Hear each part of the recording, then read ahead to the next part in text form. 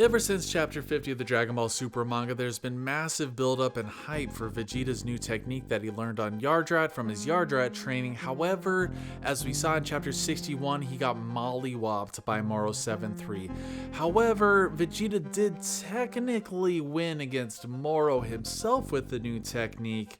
But should we be mad at this? Should we be mad that all of this buildup, all this hype for his new technique, finally Vegeta's gonna get the win, a major villain win for Vegeta. All the characters are saying, oh, Vegeta's so great and everything, only for freaking Moro to pull the rug out from under him and merge with 7-3 and knock him out with one freaking hit. Well, after Goku lost to Moro using Ultra Instinct to Omen, Vegeta finally showed up to save the day, a spot usually reserved for Goku himself. Well, chapter 61 was Vegeta time, baby, and what a lame ass fight it was. All it was Vegeta just punching Moro with Force Spirit Fission. Like, what should have happened was Vegeta would fight Moro regularly at first and then realize that Moro was just too strong for him and then rely on Forced Spirit Fission. But as we've seen, like, one bright point in the chapter was Moro recognizing Vegeta's strength after he kicks him and Vegeta gets right back up. He recognizes, oh, you're gonna be my finest meal yet, meaning that Vegeta has surpassed Goku because Moro knows the maximum power of Ultra Instinct Omen Goku. That being said, however, having Vegeta lose like that means that that was basically for nothing.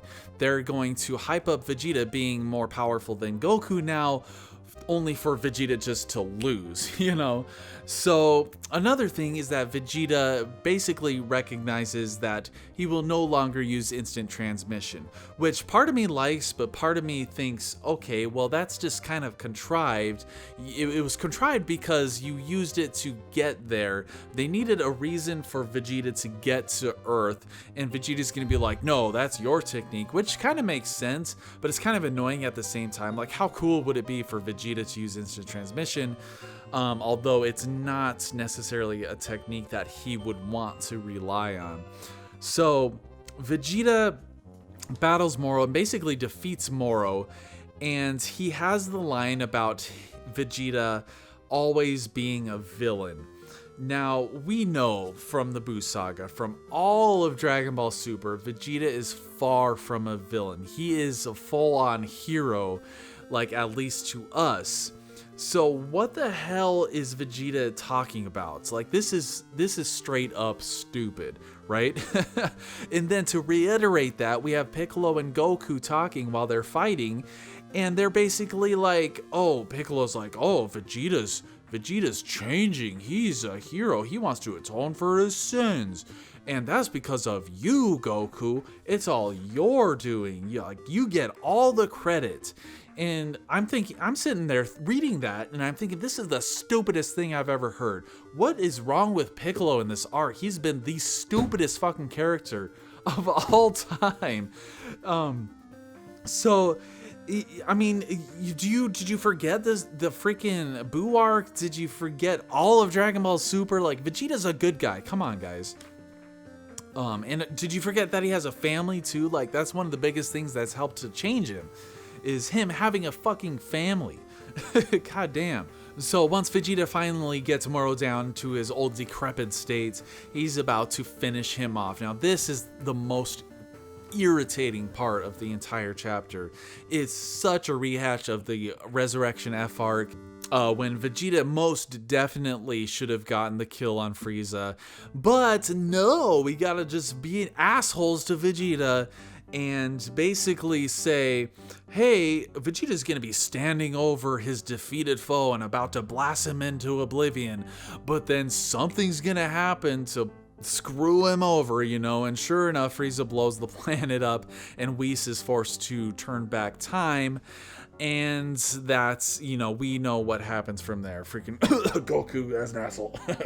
And so we get that such a typical trope of the hero defeating the villain, standing over them, about to deal the final blow, and then Moro says, "Hey, I've got my magic," boom, and then jumps up, eats 7-3, and essentially fuses with him and just knocks Vegeta on his ass. In the last image we see of Vegeta, he looks like he's just fucking done for. Like, he's not dead, obviously, but he's hurting for sure. So all of this build-up, like, definitely made some people angry and made the chapter just as a whole really crappy, to be honest.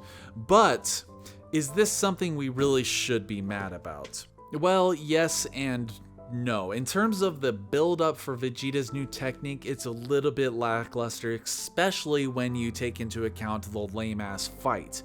Now, I stick to what I'm saying. I definitely think Vegeta should have had an actual fight with Moro before starting to rely on his technique. And who knows, maybe that first few punches was him kind of testing the waters, and Moro kicking him was Vegeta testing the waters to see if he would actually need to use it, and he wasn't actually using it yet.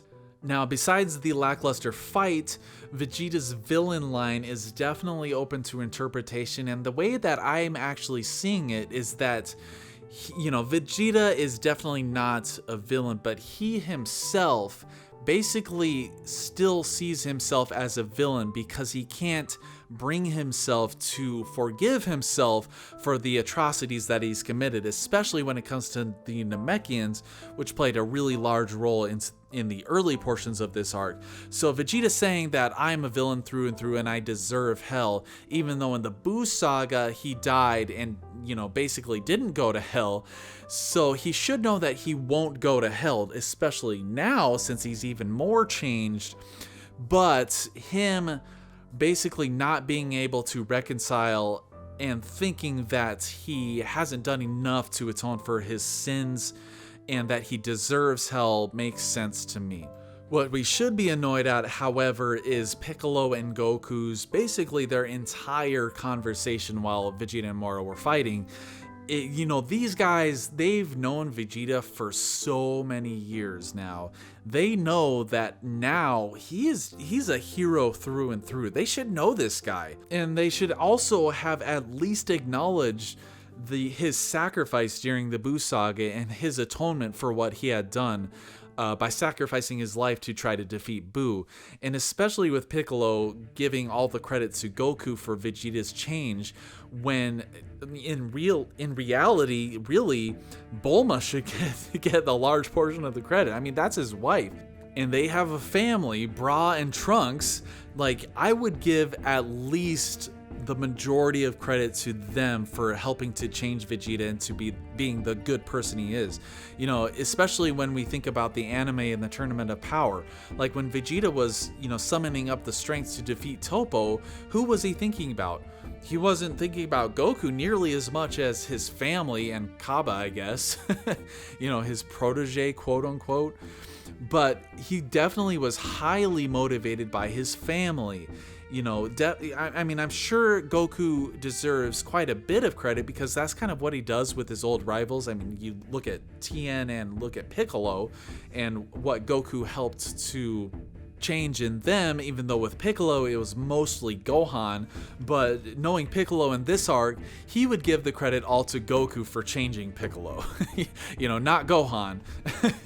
So in terms of the ending of the fight of Vegeta losing, we look at the ROF arc and what happened there. It's the exact same rehash of the dude standing over the villain.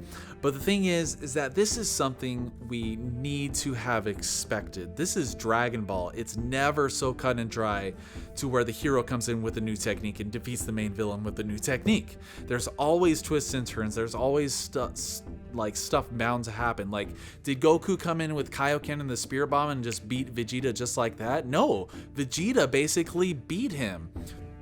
It was due to the efforts of, Krillin and Gohan jumping in, and even Yajirobe cutting Vegeta's tail off of his great ape form, and then getting hit with the Spirit Bomb, and then finally Vegeta was forced to retreat. But it was only because of Goku convincing Krillin not to kill him that Vegeta lived.